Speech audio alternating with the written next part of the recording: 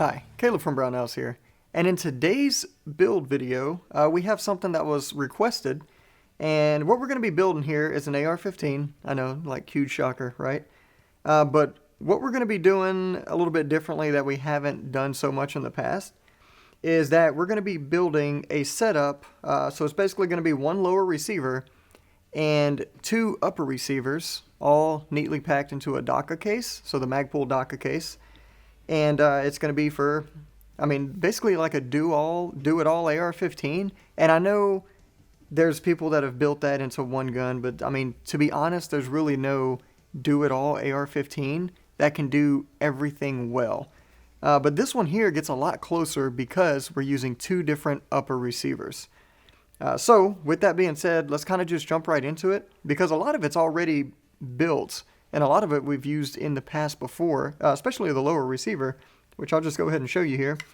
We've used this in other projects, so I'm sure you've seen it before. But this is our LMT lower receiver. So this is the Mars L. And we have, I'll just go over some of the components we have on it here. So it comes with like your full ambidextrous controls, whether that be your mag release, your bolt catch, and things like that. But we will be changing out the mag button. That's all we're going to really change out on that control portion of it. And then for the selector lever, we have the forward controls design. And this one here, as you can see, the right hand lever is a lot longer than the left hand because it is set up for a lefty right now. And if you were setting this up, you would swap the levers if you're a right-handed shooter.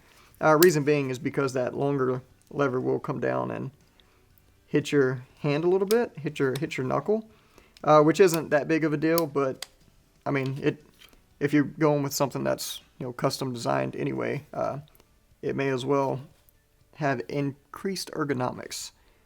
And the trigger we have in here, my favorite trigger, AR trigger of all time, and that is the Geissele SSA-E X Lightning Bow.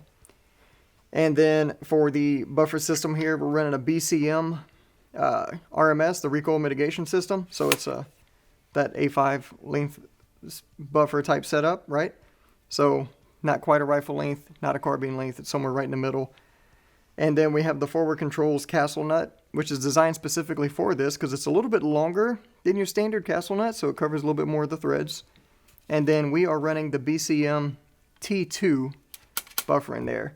The reason we went with this system is because, as you may know, if you're doing a setup like this where you have the short barrel upper and then you have your long barrel upper, they function differently. Not that they won't function at all, but they function differently with different buffer setups. And this one is going to be the least dramatic of a difference. There's still going to be some noticeable difference there, especially because we're shooting with a suppressor. But like I said, this one's going to be the least dramatic difference because it's that A5 length system, or that BCM Mark II recoil mitigation system. Kind of as Mike from Sons of Liberty Gunworks put it, it's kind of like auto-tune, right? But it's auto-tune for your buffer system. Okay, so with that being said, like I said, this is already assembled. The stock we're using here, this is the LMT SOP mod stock. And that's what we're running for that. And that's it for the lower receiver. And like I said, we're using this lower receiver on both upper receivers. Okay. For our primary short barrel upper receiver here, I say primary, whichever one you use the most is going to be your primary. So this is a Daniel Defense Mark 18 upper. So this one here, this one's actually filthy because last time we actually... we've done this in some other stuff as well. Last thing we used it for, I think we took it to the last Demolition Ranch range day, and we were just mag dumping full auto out of it all day long. But it ran great, so we're going to keep using it. And we are going to be changing the muzzle device. This is the BCM 556 Mod 3, which was a absolute great compensator, especially for everyone that was shooting with it full auto at that range day. But we're going to be pulling this off because, like I said, we're going to be using a suppressor.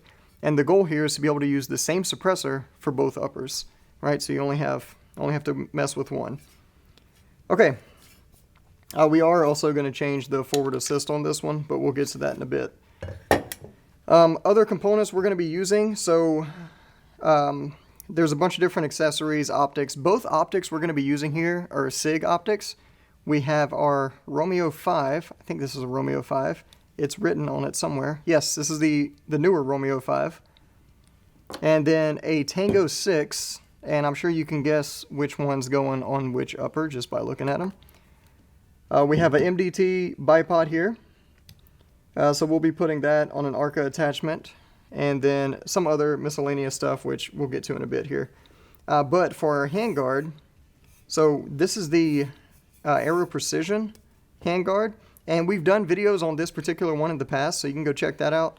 But this one actually, the attachment methods, words are hard today, are the torque areas here. Your bolts are up top, which makes it a really good stable handguard, so perfect for this type of setup. And it's nice and slim. I like how they slimmed this one down a lot.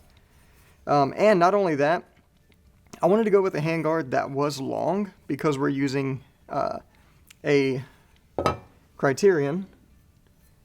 And this is a 18-inch, if I'm not mistaken. Yeah, it feels like an 18-inch. Anyway, that's the barrel we're going with. All right. And the handguard, like I said, we wanted something a little bit longer, so it comes a lot closer to the end, which the reason why I did that, I will also get to here shortly. Or I'll get to as we go through the build process. Things will start to make sense, hopefully. They make sense to me. I don't know, but sometimes when things make sense to me, they don't make sense to other people.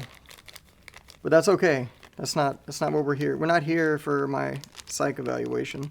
We're just here to build some guns. So we're going to do that. And I'll place this packaging for these handguard screws neatly over there. And okay, let's just kind of jump right into it now. I know I've said that already, but this time I mean it. All right, so the lower receiver, like I said, that's done. We don't need to do anything else on it except change that button, as I mentioned before. So I'm just going to use a block here to help me out.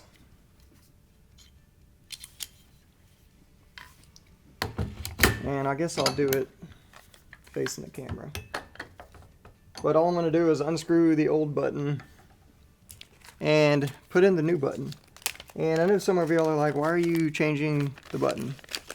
Because I had this forward controls dimpled mag button, mag catch button. And as everyone knows, dimples are cuter. So that's why. That's it. That's all I got. And I'll just use a tool to help me out here.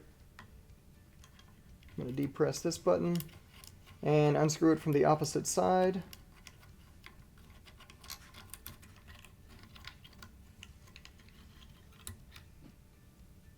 Alright, that comes off. New button goes on.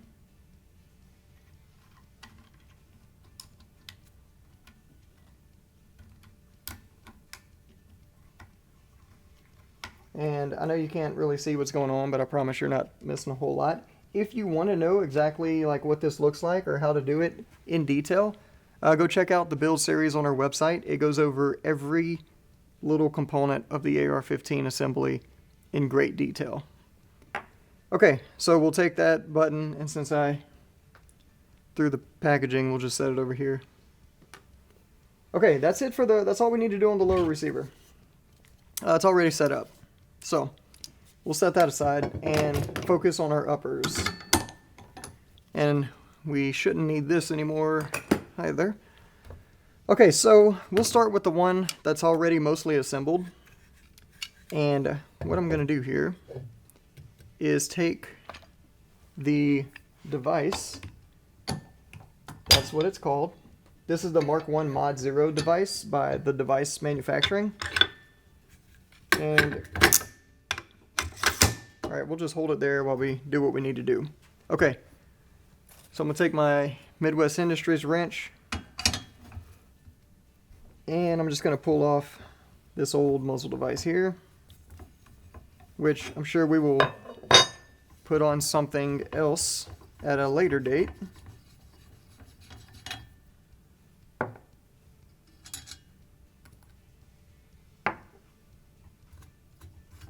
Man, there's a ton of carbon on that muzzle from just shooting a ridiculous amount of ammo.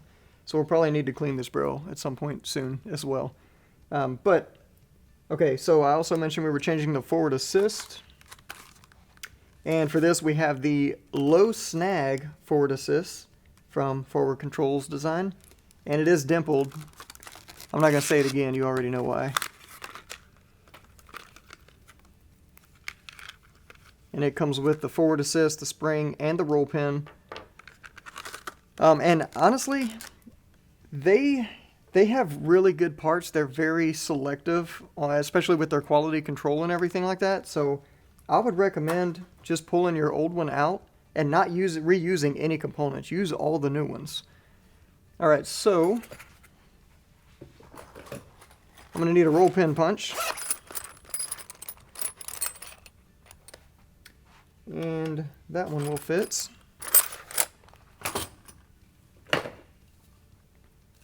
And we'll just drive our old one out.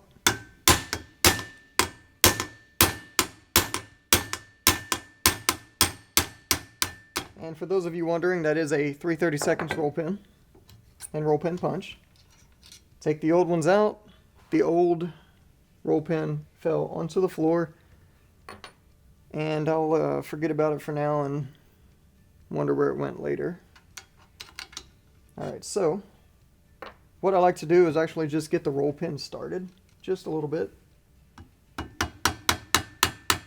Alright, just like so. Then take the forward assist, put it in, then take my punch, and while pushing in on the forward assist a little bit, you can drive it in until it makes contact here. There's a little off center, there we go. Alright. And then it's about a quarter of the way in, so we'll just finish it off here. And just drive it in flush. Okay, and I mean, it looks way better over the stock forward assist. Not only is it, more functional as far as like snag goes, because they put a bevel on that outside ring, it just looks better. And honestly, people say, does it make that big of a difference? No, it doesn't make that big of a difference, but it's just one of those nice, like small quality of life upgrades. So yeah, and the dust cover on this one is a Daniel Defense, just your standard plastic Daniel Defense dust cover that they're putting on these. And we'll leave that because those are great. Those work just fine. Okay, now from here, this upper is pretty much already built as far as barrel, handguard, gas block, gas tube, all that stuff goes. So we have a couple of muzzle devices here. Both of these are dead air Xeno devices and very different. So the actual muzzle brake, we're going to be putting that on our long range setup. And for this, we are going to be using the flash hider. So let's just kind of see where it indexes. These, you don't have to really index a certain way. So I'm just going to kind of screw it on there and see how I like it. And if you're using a good quality barrel with a square shoulder, then, I mean, you don't even need to use any shims or anything like that.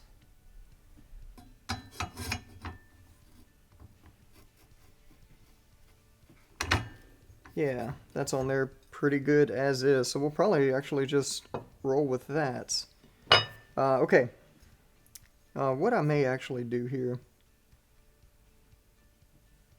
Yeah, right now I'm at the mental crossroad of should I just put the top piece on the top and the bottom on the bottom, even though it doesn't really matter where it indexes.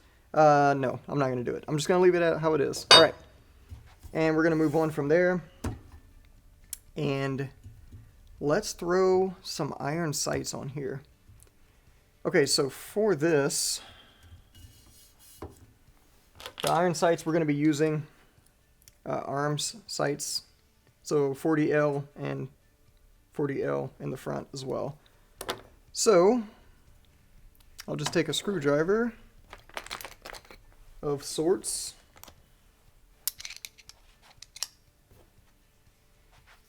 We'll install the front sight. Because, I mean, now all we're doing at this point is just putting on accessories, which we have a lot more to do on our other upper. So if you don't care about the accessories and you just want to see the other portion of it, then you can go ahead and fast forward. Or if you want to keep living this like Bob Ross style gun fever dream, then stay where you're at, because we're just gonna keep going with it. Alright, so there's the front sight, and we'll do the rear sight just the same way. So these go on pretty nifty. I guess I'll actually like show you this time here. You just unscrew it with your screwdriver. The nut itself is captured by the wire, so you can't ever lose that. And then you take off the opposite end here, slide it over, reinstall the bar,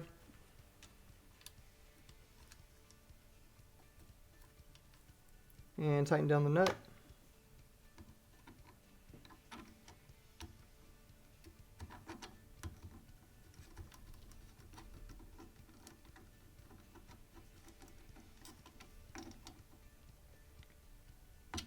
Just like so. Okay, great. And these are made, if you look at these rear sights here, they've matched the contour of your upper receiver perfectly, so they're made to be ran in that rearward-most slot. As, in my opinion, pretty much all rear sights should be for the most part. And so there you go. Now we will take our optic and... yeah, okay. Now, what I'm going to do, I guess I'll actually torque this one down. And with this base, you just need a T20, which I have here. We'll place that one favoring the front a bit there.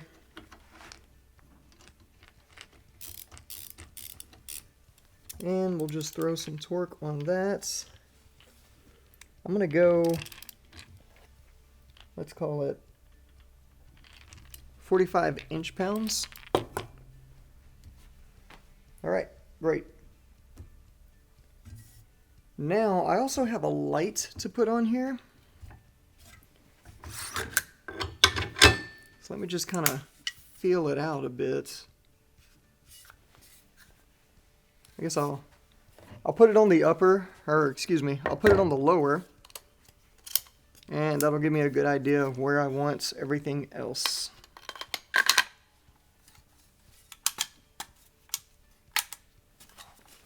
Alright, yeah, so we'll put the button for the light right behind that front sight. That'll be perfect.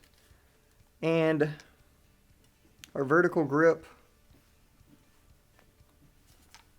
that'll go right there. Then we'll put our barricade in front of that. Alright, so having gotten that mentally established, we'll start with it.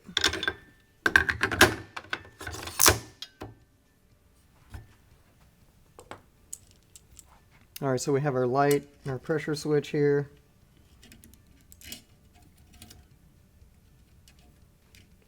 Which I'm going to put the light itself as far forward as possible.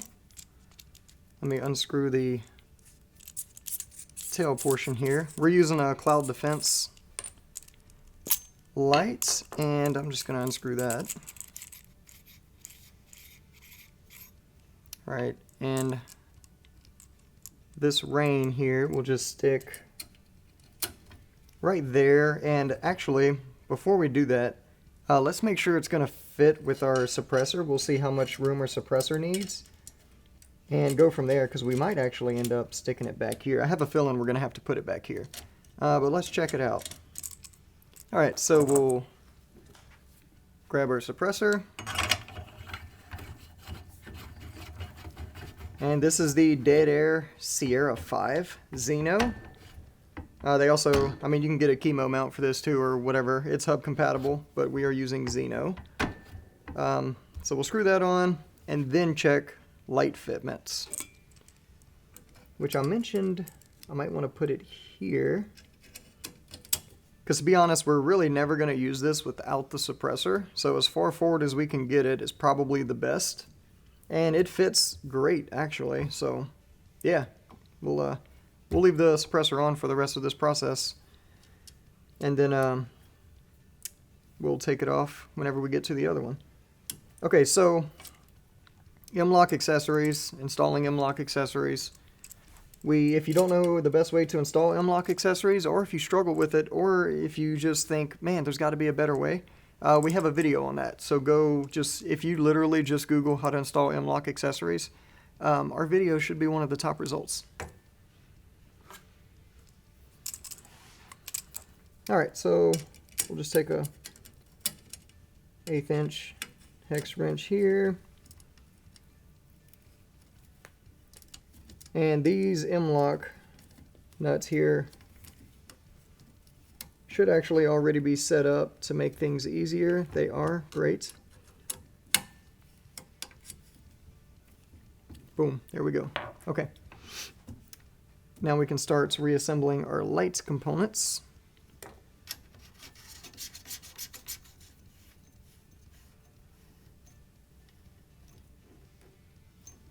Alright, put that on, then we'll install the button assembly.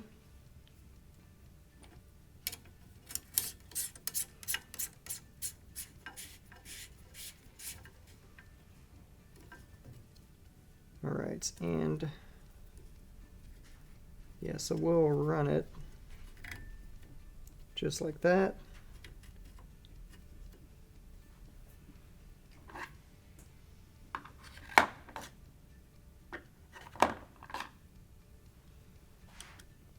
That's still too big.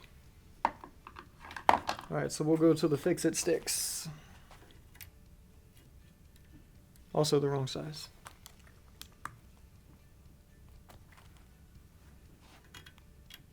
There we go. Third tries the charm. And I'm just going to install this button assembly. As I mentioned before, we're just going to stick it right behind that front sight as close as we can get it.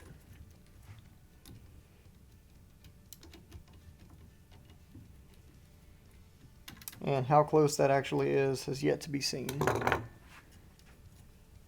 Ideally, I want to get right behind it.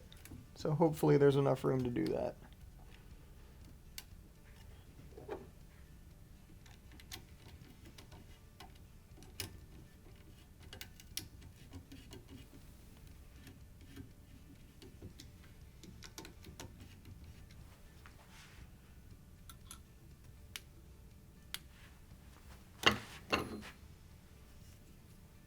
And I'm also trying to do it without taking it completely apart, so we'll see if I can manage that.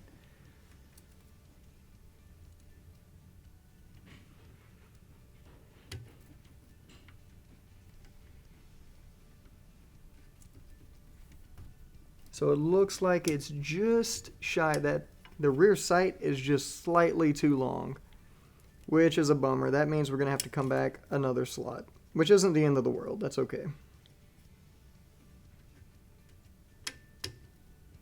So we'll go right there. That's as close as we can get.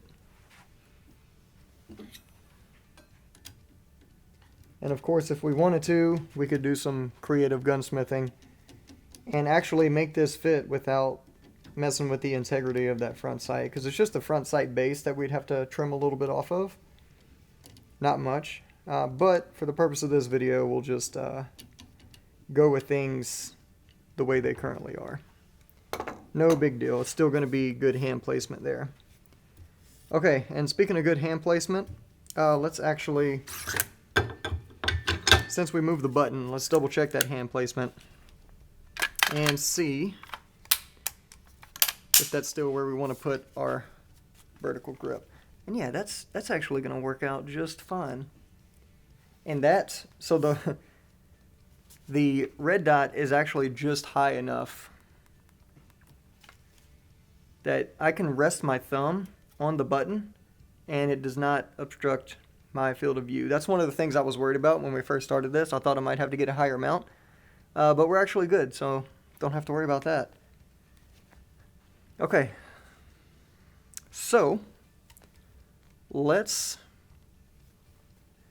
put the, yeah, I think I got it. I think I got it figured out here. Let's try something. And for this,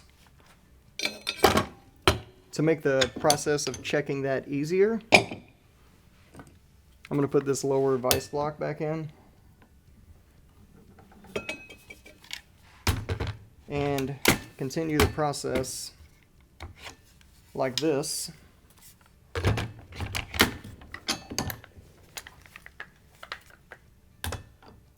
There we go. Okay. So that I can just kind of pull the gun off and check it without having to, you know what I'm saying, swap the lower and upper and stuff. Okay, so vertical grip. For this we're using the BCM Gunfighter.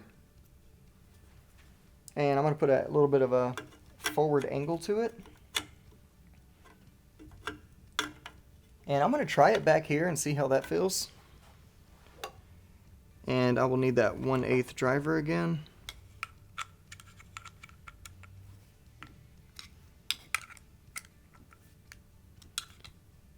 And then, of course, starting with the M-lock nuts tightened all the way down, we'll insert it.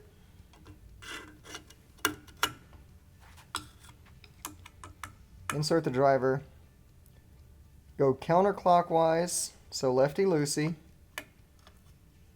a few turns, and then righty-tighty, and that'll rotate that nut and lock it into place.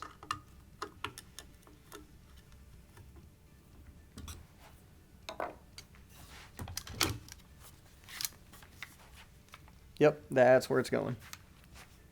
That's perfect. And then we have a barricade as well. So this is the Die-Free Company Full Stop. And it is just a piece of billet machined aluminum that acts as a hand stop as well as a textured barricade. And no, I didn't pick this just because the front is dimpled, but that's as good a reason as any. I'm kidding. Actually, like, have purpose behind your gear, even though like looking cool is still a purpose. It's not the purpose.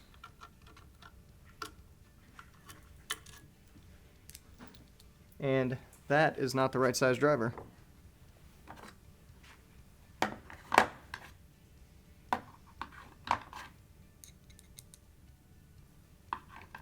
I could have sworn, yeah, I do. Okay, so gunsmithing pro tip. Right size driver. That's it. That's the tip.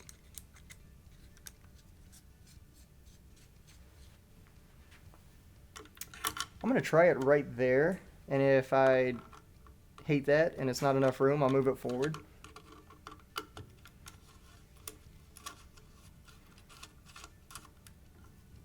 I kind of really want to put it right here, and I'll explain to you why in just a moment.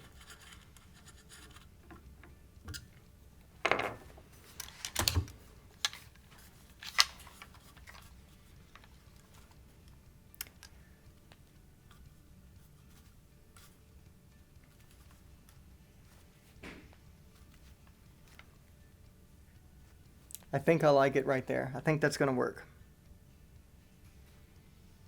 All right.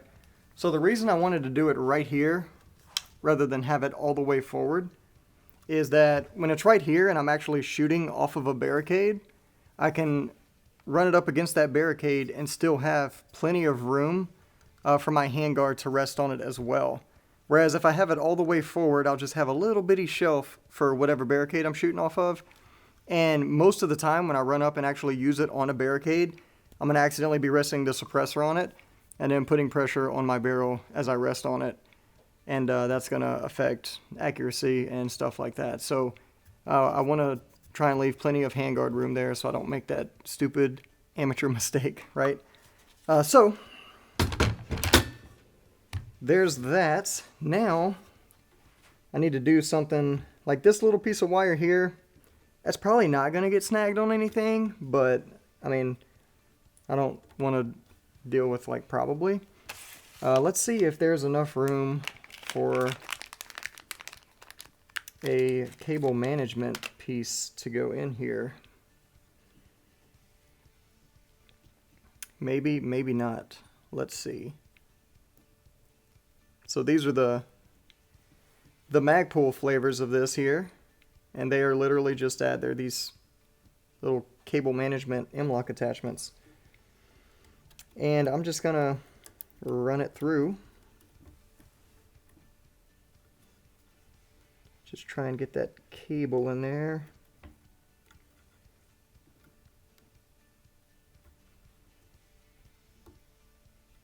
And these cloud defense cables are nice and durable, so don't be too scared to put them where they need to be. And use a dull tool of sorts to help push them in there.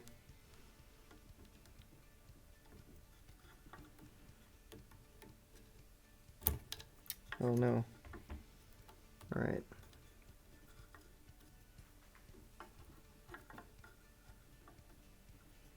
I may not have enough slack to do what I want to do, which is actually a good problem to have.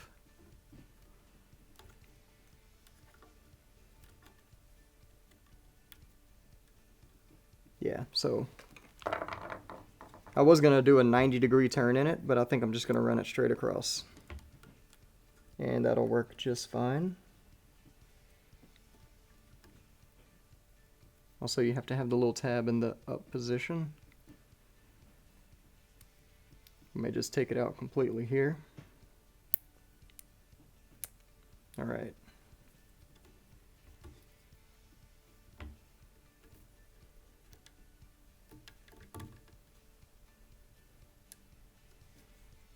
Just like that.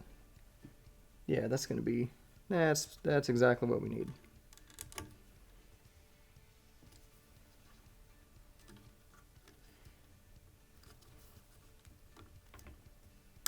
All right, there we go. And that'll keep that cable nice and secure. So if you're not familiar with these, let me just show you what the bottom side of them looks like. So you have, let me take out the centerpiece here.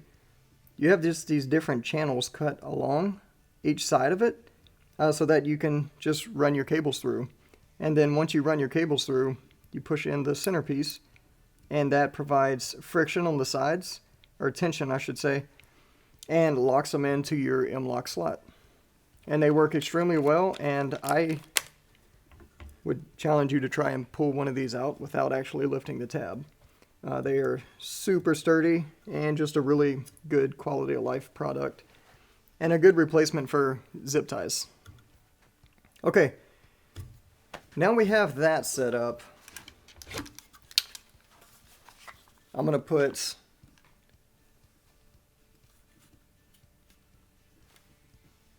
alright, so I'm going to take 2 Magpul M-lock panels.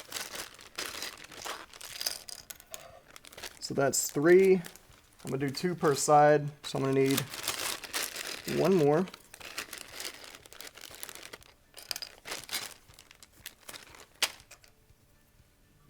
And we'll put 1 there and 1 there.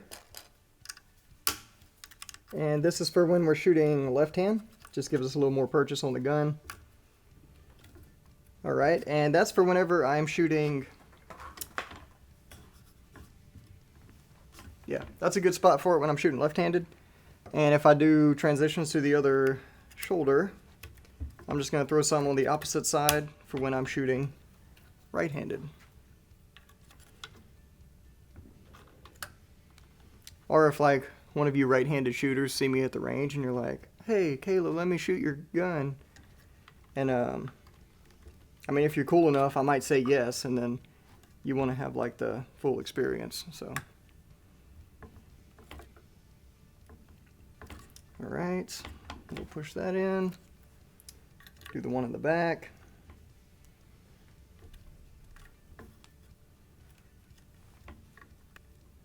All right, and that's everything for this upper. This upper is good to go. And I completely just lied to you because there's no bolt carrier group or charging handle in here. So for this, we have the Radian Raptor LT, and then we have a Brownells bolt carrier group, which is high pressure tested, magnetic particle inspected, all that good stuff. And then also, we'll probably need to put some gun oil on these as well. Definitely. Okay. Let's do the next upper.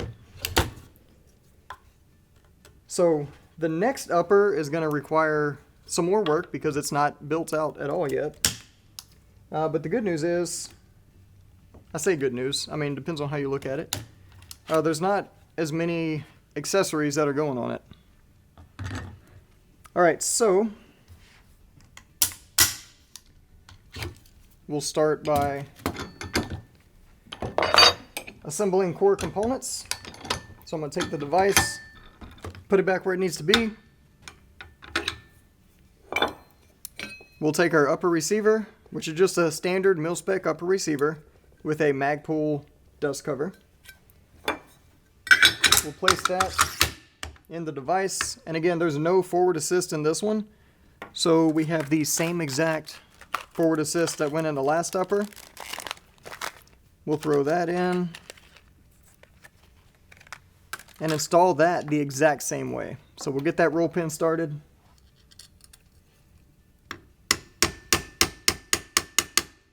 All right, take the forward assist.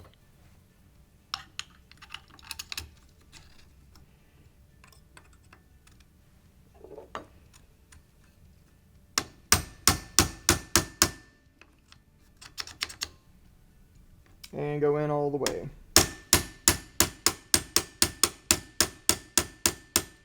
Drive it in flush. And now we can install the barrel. So I'm going to go ahead and pull the barrel nut out of this handguard.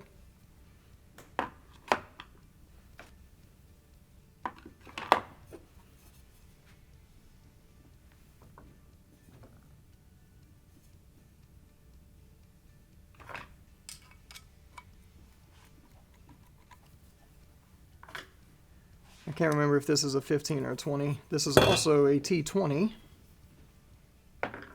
just like our optic.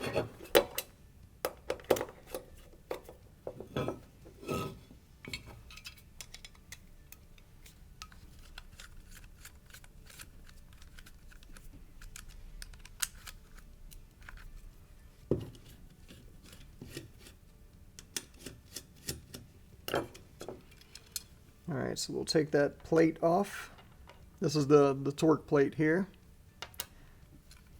Drop the screws out.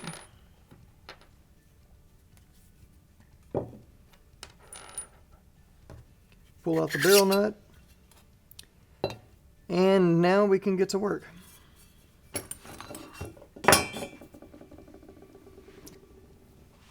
For our grease, we're using Brownells Action Lube Plus. Put some of that on our barrel extension.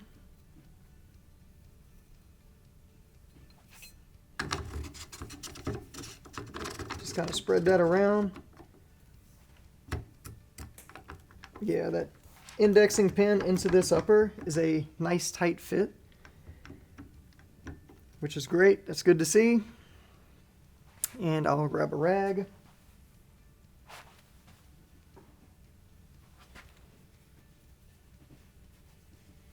Alright, so we'll take the barrel nut, put a little bit more grease on these threads here, as well as the front of the shoulder.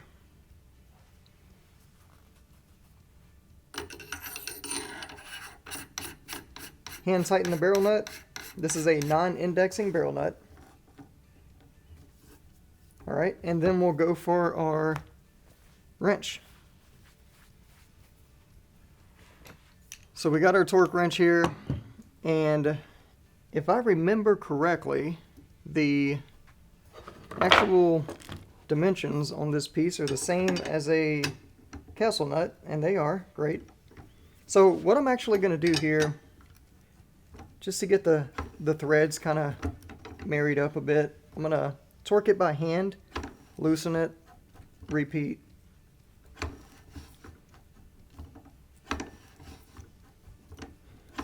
And all that's doing, honestly, not a whole lot, but what it is doing is marrying up the threads on the receiver to the threads in the barrel nut.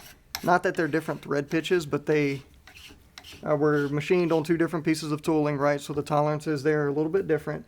And all you're doing is, for all intents and purposes, just kind of bending the threads so that they have full contact with each other, because under torque, they'll line up with each other, and you're just doing that a few times to ensure that is happening. And very rarely is that actually necessary, but it can be good practice. Okay. So we are going to torque this down, and I forget the one that Aero Precision actually gives for this, but honestly, if you go anywhere between 50 to 60 foot-pounds is plenty.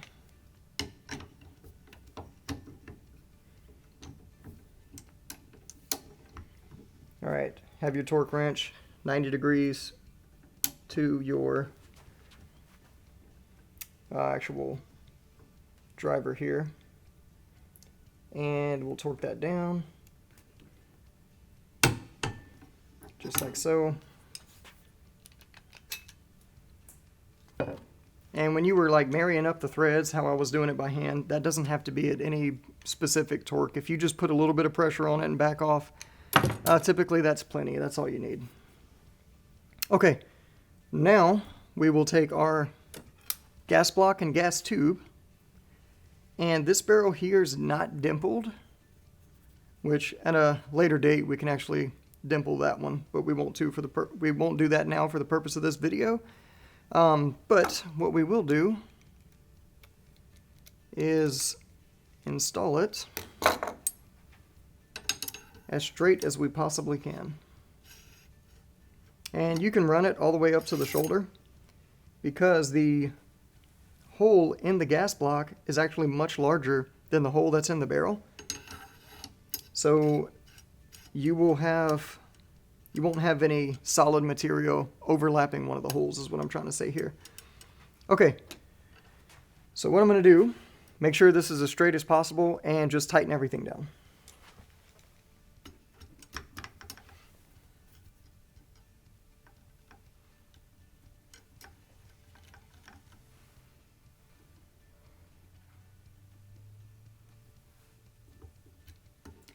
I'll tighten down the rear screw, then the front screw. And if I'm certain it's aligned, which in this case I am, you can also use a bore scope to verify if you want. But if you're certain it's aligned, leaving that front screw tight, take your rear screw, loosen it, tighten it, loosen it, tighten it. Repeat that process a few times so that when you do go to dimple this barrel for the gas block, you'll know exactly where you need to do it, because this screw is cutting a mark into that barrel for you. All right, now that that's done, some of you were saying, why didn't you use thread locker? If you want, you can use the red Loctite or the red thread locker. Honestly, I don't really worry with it, because the temperature that this gas block is going to heat up to is going to absolutely obliterate that thread locker. So it's not going to last very long anyway. All right, so what I'll do now, take the handguard, slide it over. All right, great. And then I'll put my torque plate back on, not on that side. It only goes on one way. And you can see it goes right in the slot. Also, we have a full install video specifically for this handguard, so you can go check that out if you want to know more about it. But notice that the plates has a flat side and a beveled side. And the bevel side faces outward. Alright, so install that. And the plate can go on before or after, it doesn't matter. And then the screws. So the way this actually installs here, the screws will push all the way through.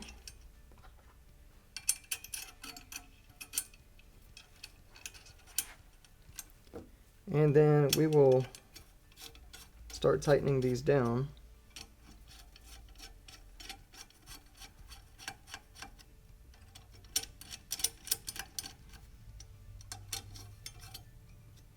Alright, just like so. Then we'll finish torquing them down. See if this one goes high enough. It does. So plus or minus 55 inch-pounds. So 50 to 60 inch-pounds.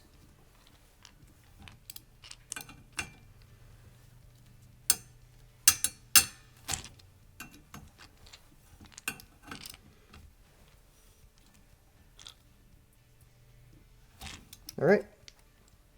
And also, I actually forgot to mention a step on this, so we'll just back these off a little bit here. Let me use a larger screwdriver. All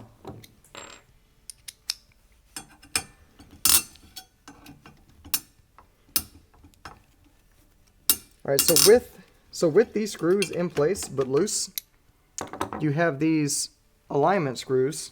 And the reason they make it with these alignment screws is so that you can get perfect alignment on any cut of upper receiver. So what we'll do is take a hex wrench here, a small one,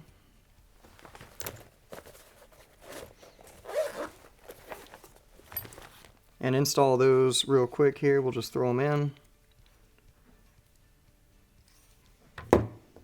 And this is a pretty straightforward process. They just go in the slots on the side.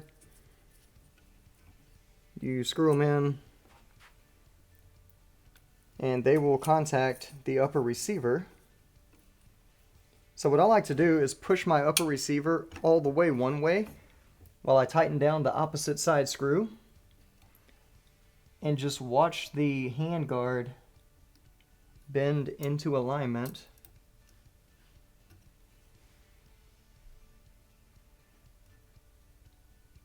I guess bend wasn't the best word.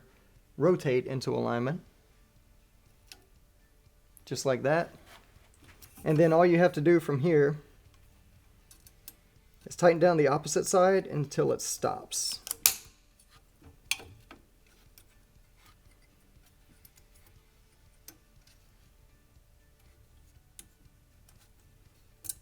And then it's perfectly aligned. Great. Now you can torque those upper screws.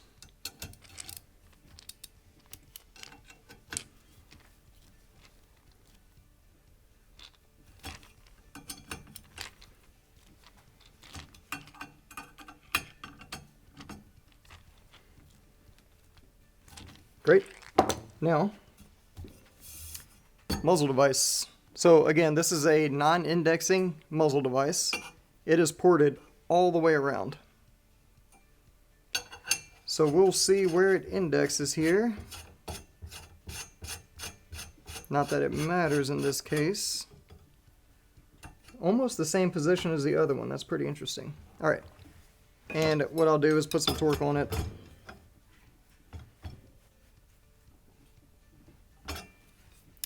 There we go. Great. Now, I'm just going to take this piece here, and I'll probably just hold it vertical-ish.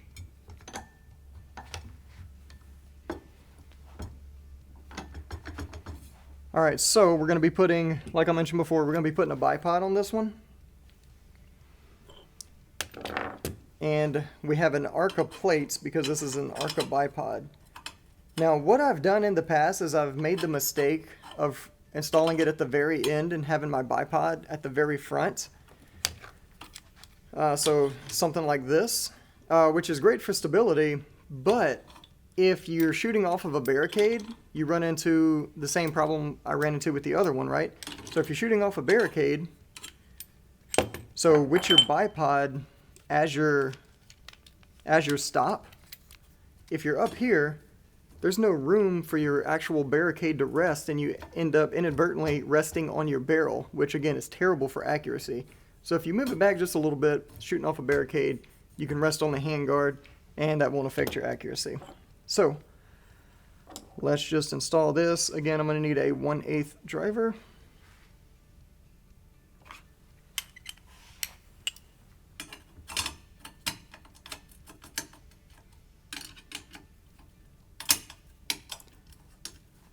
And for anyone who's wondering, this ARCA plate installs on any M-LOK handguard, and this one is made by Magpul.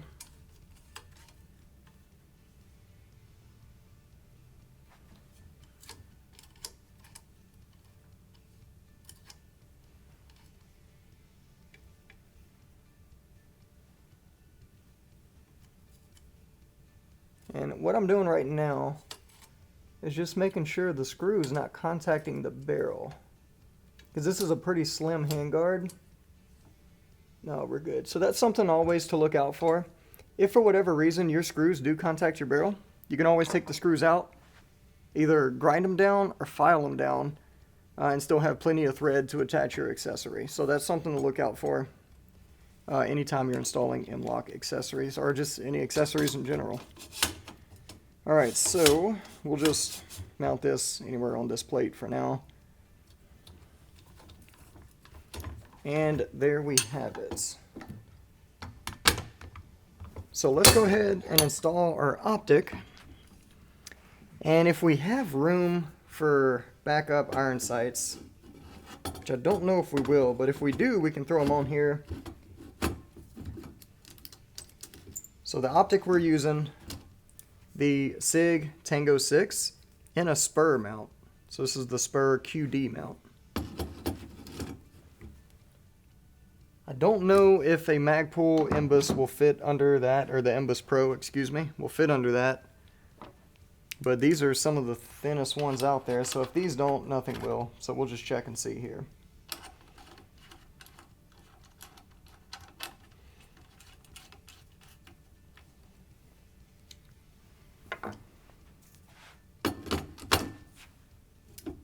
Yes, it does fit. Great. Eye relief wise, I've used this optic before, so I know I want to be kind of just behind the end of the upper.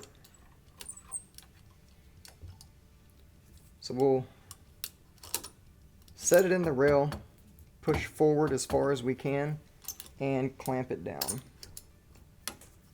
Alright, and then front sight, we'll just throw on as far forward as possible.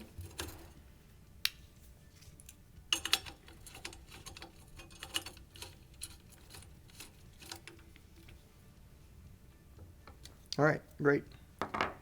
So we have overlapping coverages between these two uppers. This one right here will cover far to mid-range for AR-15, and that other one down there will actually cover short to mid-range. So there's a little bit of overlap there. If you're a proficient user of said AR-15, that will definitely cover mid-range no problem. And if you want, you can even throw something with a magnifier on it, like a one of the flip magnifiers, like your EOTech or something like that, or your aim point with a magnifier, whatever you want to do. This will work just fine with that as well. So let's finish off this upper. Alright, so charging handle, we are using a Geissele airborne charging handle. Again, we will also need to lubricate these uppers before using them because they are brand new. The bolt carrier group we're going to try out here is the KAK K-Spec, and this is the bottom venting one, so the excess gas vents are on the bottom. We did testing with this in a previous video, and we found that it doesn't matter if it vents out the bottom or not. If you're shooting suppressed, your magazine's getting more dirty from the stuff coming out the chamber than the excess gas vent. So these are perfectly fine to use. And let's kind of see how this looks on our lower.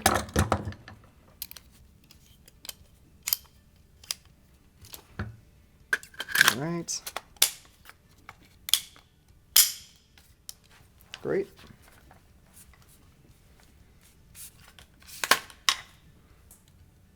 Perfect. All right. Excellent. And we'll throw the suppressor on there. And the other thing I did not mention were the magazines. So I will show you the magazines that I have chosen for this one.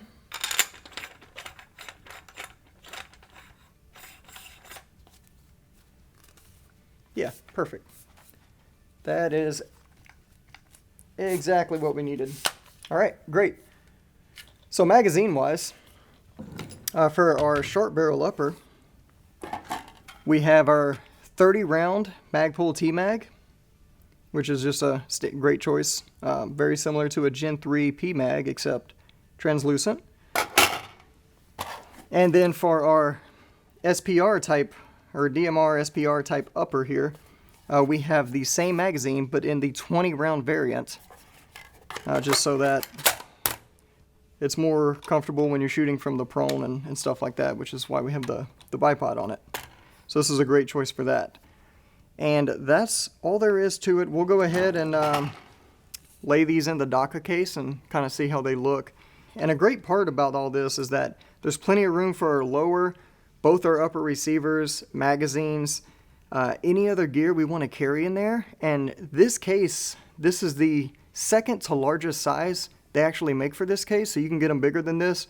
And if you don't need as much room, you can actually get them a little bit smaller than this. But with that being said, that's all there is to it. If you have any questions, comments, concerns, similar builds, anything like that, feel free to leave us a comment down below. If you haven't already, go ahead and hit that like and subscribe button. Thanks for joining us, and we'll see you next time.